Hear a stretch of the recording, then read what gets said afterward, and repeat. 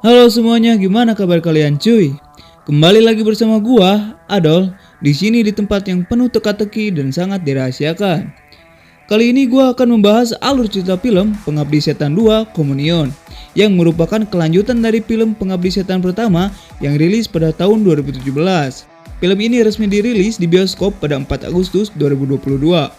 Film ini masih ditulis dan digarap oleh Joko Anwar dan masih dibintangi oleh Tara Basro, Brown Palarae, Andy Arpian, Ayu Lasmi, dan ada beberapa karakter baru lainnya. Film ini mengisahkan kelanjutan kisah keluarga Suwono bertahan hidup usai diteror hantu ibu dalam Pengabdi Setan pertamanya. 5 tahun setelah kejadian horor usai, ibu meninggal dunia. Rini, Bapak, Tony, dan Bondi berusaha menjalani kehidupan mereka dengan tinggal di sebuah rumah susun tak terawat di utara Jakarta. Penasaran dengan alur ceritanya? Oh iya, biar kalian tidak pelongo-pelongo karena belum nonton film Pengabdi Setan pertamanya, linknya gua udah cantumin di kolom deskripsi cuy. Gua sangat nyaranin cuy, agar sebelum nonton video ini, alangkah baiknya nonton film aslinya terlebih dahulu. Video ini mengandung full spoiler, dan ya, video ini hanya ringkasan atau singkat cerita dari filmnya. Oke cuy, tanpa perlu berlama-lama lagi, kita langsung masuk ke alur ceritanya oke? Let's go.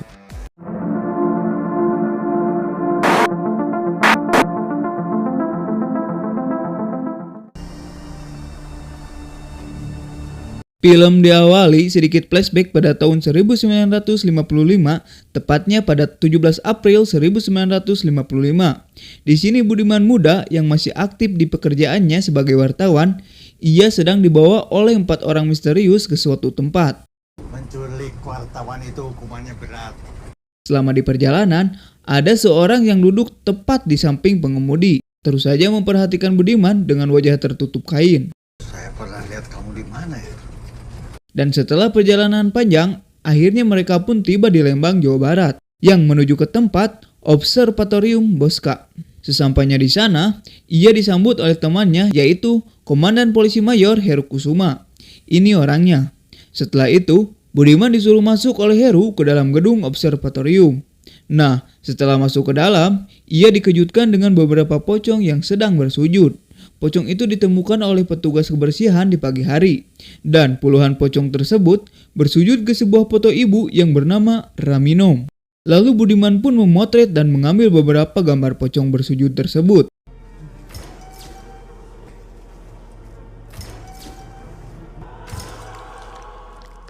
Heru meminta kepada Budiman untuk tidak mengusut penemuan ini secara resmi karena takut mengganggu kelancaran acara besar negara yaitu Konferensi Asia Afrika yang diadakan di Bandung esok harinya. Heru meminta Budiman agar mencari tahu dan menyebarkan temuan ini di media lain secara diam-diam agar semua orang menganggap bahwa ini adalah berita omong kosong. Scene kemudian beralih pada tahun 1984 di mana Rini saat itu sedang berbicara dengan direktur perusahaan di tempat Rini bekerja, di mana Rini ditawari beasiswa untuk melanjutkan kuliahnya itu di Belanda. Bukannya saya tidak mau kasih beasiswa di Jakarta. Karena si direktur berniatan menaikkan jabatan Rini dengan syarat Rini harus lulus sarjana terlebih dahulu. Tentu saja, ini kesempatan besar bagi Rini untuk mengubah perekonomian keluarganya itu agar lebih maju. Dan yang lebih penting, hidup kamu bisa berubah. Tapi di sisi lain, Rini bingung karena ia tidak bisa meninggalkan adik-adiknya saat itu. Dikarenakan keluarganya sudah tidak memiliki sosok ibu saat ditinggal ibunya 5 tahun yang lalu. Saya nggak bisa tinggalin adik-adik saya. Adik-adik kamu sudah besar kan? Kembali dengan bebenguk yang agak merenyeng, Rini pun pulang dengan mempertimbangkan kembali tawaran dari direkturnya itu. Selagi di jalan, orang-orang dikagetkan dengan berita penembakan misterius atau Petrus yang telah memakan ribuan korban jiwa. Petrus ini menembaki orang-orang yang bertato, yang pada saat itu orang-orang bertato dianggap kriminal dan beban negara. Rini pun sampai di rumah susun, yang dimana di situ tidak ada bangunan lain selain rumah susun tersebut. Sebagian besar penghuni rumah susun tersebut berada di bawah garis kemiskinan. Rini tinggal bersama keluarganya di lantai 8. Seperti biasa, Rini harus mengantri dengan orang-orang untuk menaiki lift, karena hanya ada satu lift yang masih jalan di rusun tersebut. Sebelum masuk ke rumahnya, Rini menyapa Wisnu yang memiliki ibu tunawicara. Mereka berdua hendak keluar memberi beras. Dan inilah dia Pengabdi Setan 2 Komunion. Pada saat itu, Bondi yang sedang bermain dengan kedua temannya yaitu Ari dan Darto, mereka sedang menggali tanah dan menemukan seperti batu nisan. Ya, tanah itu adalah tanah bekas kuburan. Selagi asik menggali tanah, tiba-tiba bapaknya Ari datang dan langsung nabok Ari sampai terjengkang. Bapaknya ini seringkali main tangan kepada si Ari. Sambil membawa adiknya yang kelaparan, adiknya tersebut bernama Wina. Si bapak menyuruh Ari pulang dan berhenti bermain. Ari pun pulang dengan adiknya tersebut. Darto bercerita bahwa ibunya Ari sakit keras dan menjadi kaum rebahan. Selang beberapa saat, Tony pun pulang ke rusun dengan motornya. Ia melihat wanita cantik bernama Tari. Ini orangnya. Yang sedang digoda oleh lelaki bernama Dino. Ini orangnya. Tony terus mengikuti Tari sampai ke depan kamarnya. Lalu mereka pun berkenalan. Setelah itu, Tari meminta tolong kepada Tony agar memperbaiki radionya itu. Bisa benerin barang elektronik nggak? Dengan penuh bahagia, Tony membawa radio itu untuk diperbaiki. Singkat cerita, Rini beserta keluarga yang hendak makan bersama, kemudian datang sang ayah yang baru pulang bekerja. Ayah lalu menyimpan tasnya itu di dalam lemari dan menguncinya rapat-rapat. Ketika mereka sedang makan, Rini memberitahu kepada semuanya bahwa ia akan membawa beasiswa kuliah dari direkturnya itu. Kok jadi pindah buat kuliah? Iya, aku mutusin untuk pindah. Dan Rini juga mengajak semuanya untuk berpindah dari rumah susun itu. Dan Rini akan berangkat besok hari. Sementara di dalam berita yang disampaikan oleh BMKG bahwa besok kemungkinan akan terjadi hujan deras disertai badai di daerah Jakarta Utara. Bahwa akan terjadi hujan deras disertai badai di wilayah Jakarta Utara. Bapak pun menyampaikan bahwa tidak akan terjadi apa-apa, kita tidak akan pindah dan akan tetap tinggal di rusun ini. Kita nggak akan kemana-mana. Tinggal di rumah susun aman. Kamu pergilah. Setelah itu, Rini keluar membuang sampah. Tapi ternyata pintu pembuangan sampah yang berada di lantai 8 itu dikunci. Rini pun turun menuju lantai 7. Ketika Rini berjalan menuju pembuangan, orang-orang yang berada di kamar yang Rini lewati itu bertingkah aneh dan memperhatikan Rini. Ketika Rini selesai membuang sampah itu, tiba-tiba... Ya, semua orang yang berada di kamar itu keluar dan melihat ke arah Rini. Kemudian orang-orang itu pun kembali masuk ke kamarnya. Dan sesaat dilihat kembali oleh Rini. Mereka bersikap berbeda dari awal yang dilihat oleh Rini. Kemudian pada saat itu juga, Wisnu yang hendak membuang sampah juga menemukan pintu pembuangan di lantai 8 itu terkunci. Tapi ketika Wisnu berjalan, tiba-tiba pintu itu terbuka dengan sendirinya. Lalu Wisnu membuang sampah tersebut. Akan tetapi sampahnya mampet dan Wisnu pun masuk untuk mendorong sampahnya. Tapi pas saat Wisnu sedang mendorong sampahnya yang mampet, tiba-tiba serasa ada yang mendorong dari luar sampai Wisnu mau terjatuh ke dalam pembuangan. Tapi untungnya Wisnu berhasil selamat dan menutup pintunya. Tapi tiba-tiba Buka pintu, Wisnu. Shin kemudian beralih ke Budiman yang sedang berjalan menuju kantornya. Setibanya di kantor, ia mendapat sebuah paket entah dari siapa. Paket itu berisi sebuah foto-foto dan beberapa kertas bergambarkan simbol kuda laut dan lingkaran. Di sana, ia juga mendapati sebuah alat yang berbentuk seperti panakol beduk cuy. Kemudian Budiman juga melihat beberapa foto pria yang entah itu siapa. Tapi, ada salah satu pria yang ia kenal, yaitu Bahari Suwono atau ayahnya Rini. Di foto lainnya, Budiman juga diperlihatkan kepada rumah susun. Singkat cerita, keesokan harinya, Rini yang sudah bersiap-siap berangkat dan mengemasi barang bawaannya. Sementara di bawah, orang-orang lagi sibuk mengantri menunggu lift. Di situ seseorang tidak sengaja menjatuhkan semua koin receh dari kantongnya. Sebagian koin receh masuk ke bawah lift lewat lubang kecil. Di saat bersamaan, Tony dan Bapak sedang menunggu lift yang akan turun. Kemudian saat itu, ia berpapasan dengan Tari yang tiba-tiba memanggil dan menghampiri Tony. Di situ Tari berpura-pura menjadi kakaknya Tony karena ia ingin menghindari dari kejaran Dino yang dari tadi mengikutinya. Sementara di dalam lift ada bapak dan penghuni lainnya, tapi tiba-tiba ya, lift tiba-tiba macet dan tergantung di lantai atas. Sementara anak-anak yang berada di lantai bawah melihat koin receh yang tadi dijatuhkan oleh ibu-ibu berada di kolong lift. Mereka pun memunguti koin tersebut. Mulai terjadi kepanikan, mereka yang berada di dalam lift seperti lift akan terjatuh. Mereka berusaha untuk membuka pintunya dan berhasil mengeluarkan Wisnu. Namun sayang, perlahan liftnya mulai turun dan menutupi jalan bagi mereka yang masih berada di dalam. Mereka menangis histeris, takut bahwa lift itu akan terjatuh ke bawah. Yang mereka takutkan akhirnya pun terjadi. Akhirnya lift pun terjatuh. Sementara anak-anak yang berada di bawah masih memunguti koin recehan itu. Wina, salah satu dari mereka, tahu bahwa lift yang ada di atas akan jatuh ke bawah. Ia pun segera keluar dari kolong lift dan menyuruh teman-temannya segera keluar juga. Dan tiba-tiba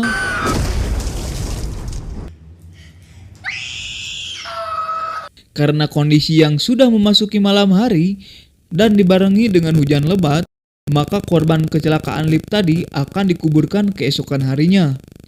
Si bapak adalah satu-satunya orang yang selamat dari tragedi tersebut.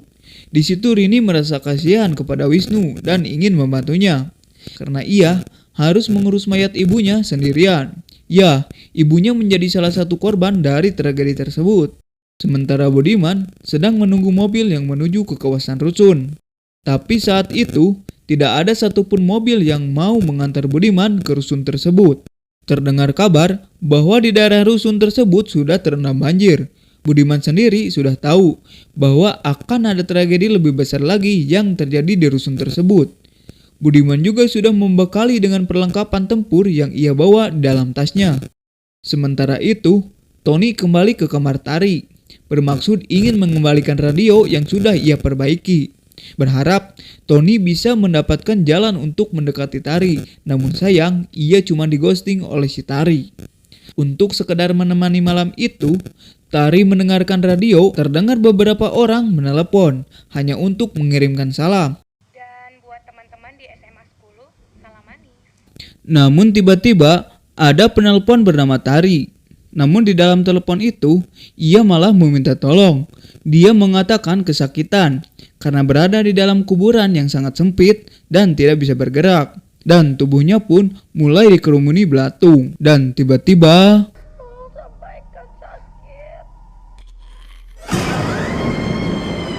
ya, untungnya Tony kembali dan berada di depan pintu. Yang dikala itu, rusun yang tiba-tiba sangat sepi, hampir tidak terdengar ada orang di sana. Tony mengatakan bahwa sebagian penghuni rusun sudah mengungsi ke tempat yang lebih aman. Sebagian mengungsi karena bakal ada badai, yang lain di unit masing-masing. Sementara Rini masih berada di kamarnya Wisnu. Wisnu banyak cerita tentang keluarganya. Ayahnya Wisnu telah diketahui sudah meninggal 1 tahun yang lalu. Diceritakan kalau ayahnya adalah orang yang kasar.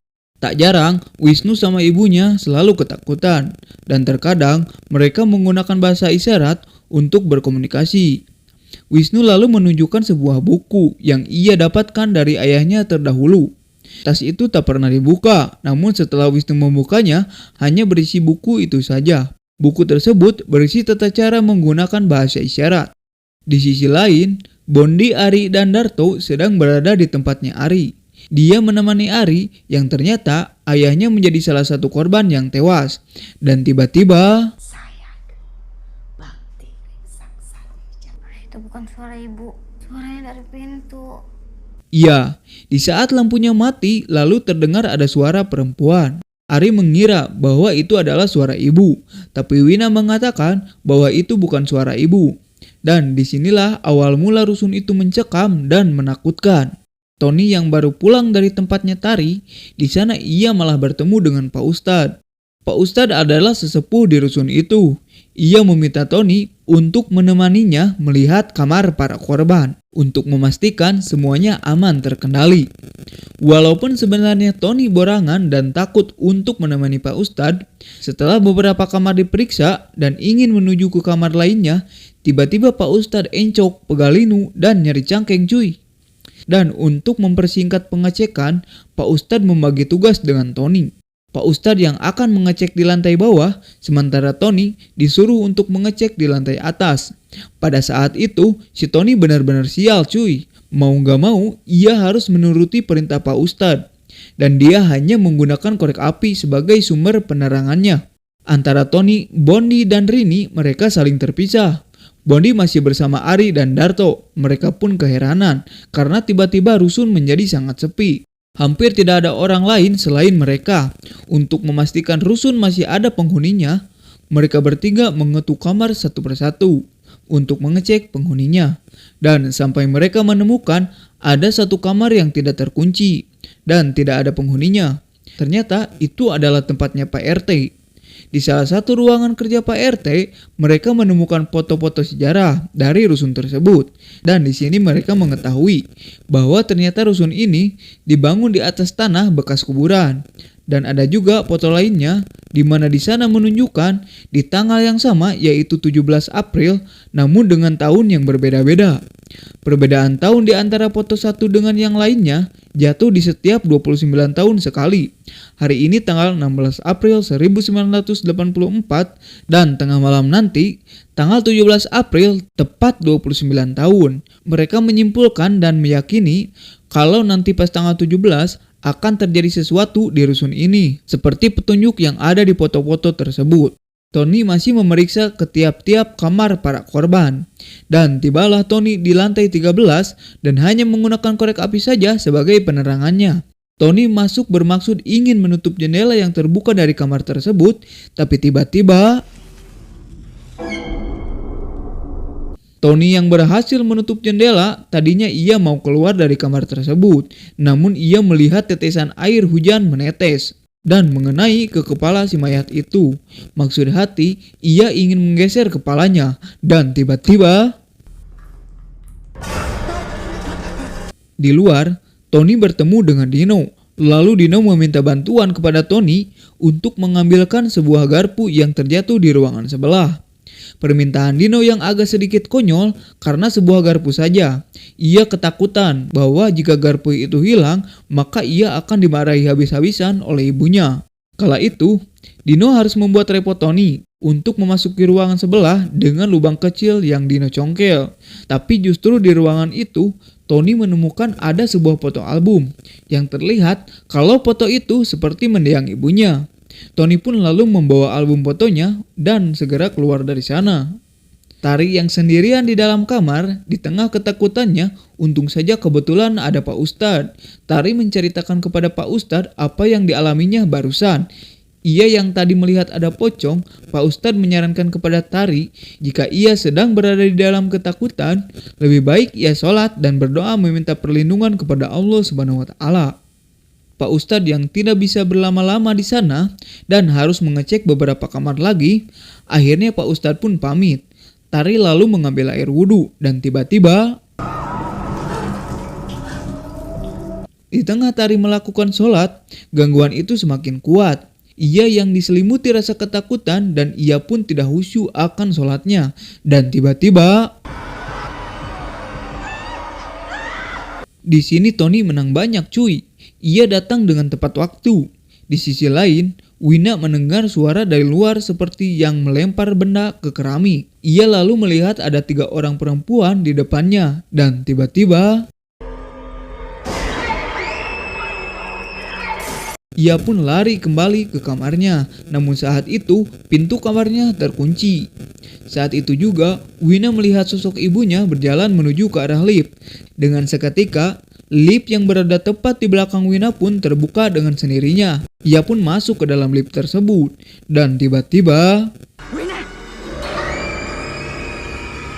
di sisi lain, Rini diam-diam kembali ke rumah untuk mengambil tas milik ayahnya yang terkunci di dalam lemari. Sudah sejak lama, Rini curiga kepada tas yang selalu ayah bawa kemanapun ayah pergi. Tak lama, mereka pun semuanya berkumpul kembali dengan prasangka yang sama kalau akan terjadi sesuatu di rusun ini. Lalu mereka berkumpul di kamarnya Dino. Tony memperlihatkan album foto yang ia temukan dan di sana ada foto seorang wanita.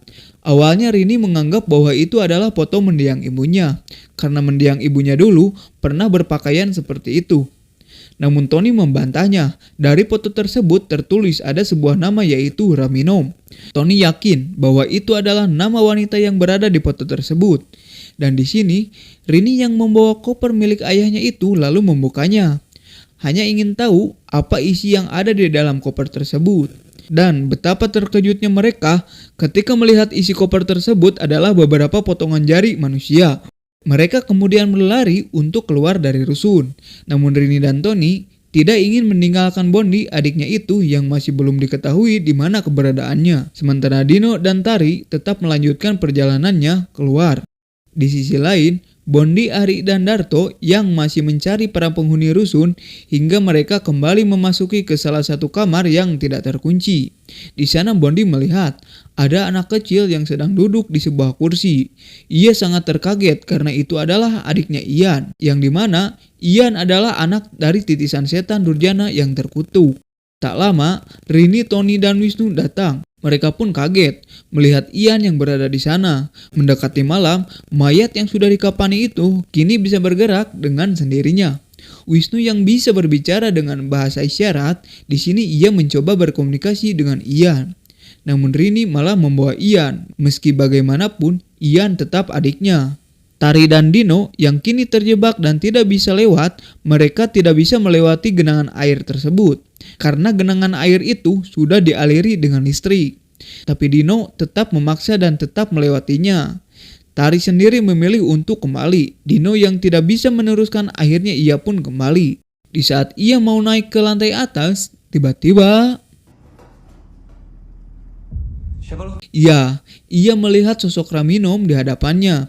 Dino yang tidak takut malah mencoba mendekatinya dan seketika sosok itu menghilang dan hanya meninggalkan sebuah kain putih. Kain putih yang ia lemparkan ke air itu balik kembali dan tiba-tiba sementara itu Tari pun melihat sosok yang sama dengan Dino. Tari yang ketakutan lalu berlari dan bertemu dengan Pak Ustadz. Namun naas, Pak Ustadz pun menjadi korban dari gangguan Raminom. Tari berlari dan malah memasuki ke dalam lubang tempat pembuangan sampah. Dia baru tersadar ketika melihat ke bawah sangatlah dalam. Ia hanya bisa bertahan melalui celah-celah pinggiran dinding. Suara radio itu terdengar kembali. Dan saat ia melihat ke arah atas, tiba-tiba...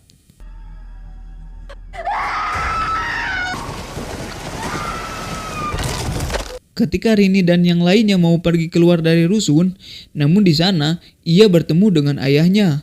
Akhirnya, ayahnya pun berterus terang dengan apa yang sebenarnya terjadi. Ayah mereka mengajak ibunya untuk bersekutu dengan Raminom. Ibu mereka yang awalnya tak kunjung mendapatkan anak, bapak yang putus asa dan akhirnya memilih jalan pintas dengan meminta bantuan kepada setan dengan cara bergabung dengan sekte pemuja setan agar istrinya bisa mengandung dan mempunyai seorang anak. Dan sekarang bapak takut ikatan perjanjian dengan Raminom malah akan menyerang kepada anak-anaknya. Bahri ketakutan ketika Ian tiba-tiba memperlihatkan dirinya. Dia lalu mencoba menyerang Ian, namun Rini menghadangnya dan mengenai lampu yang ia bawa. Dan tibalah waktu di tanggal 17 April dan siklus 29 tahun sekali. Yang dimana itu adalah waktu yang sudah ditentukan oleh komunitas sekte pemuja setan.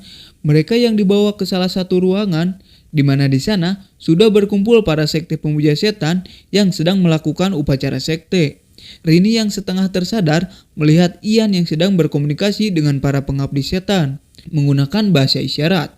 Terlihat di sana Bapak, Tony, dan Bondi yang akan dijadikan tumbal. Tiba-tiba Ian menghampiri dan memasukkan selembar daun ke mulutnya Rini, yang dimana daun itu bisa memanggil iblis. Dan di saat itu Rini langsung berhalusinasi berada di ruangan kelas, di mana ia mendapati tepuk tangan dari semua orang karena sudah mendapatkan nilai tertinggi. Namun di alam bawah sadarnya, ia mencoba berontak. Ia melawan karena semua ini tidaklah nyata. Namun sang dosen terus menggoda Rini agar tetap di sini, meminta kepada Rini untuk meninggalkan keluarganya. Akhirnya dia kembali tersadar dan memuntahkan daun itu.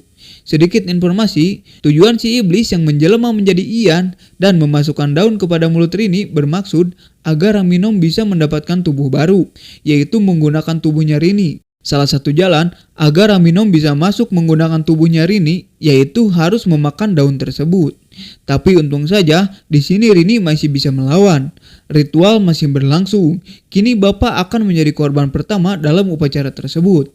Kedua tangan Bapak diikat dan ditarik oleh kuda itu hingga akhirnya dia pun tewas. Dan saat giliran Tony yang akan menjadi korban selanjutnya, tiba-tiba datang Budiman lalu melemparkan biji saga ke arah para pocong. Budiman di situ cerdik.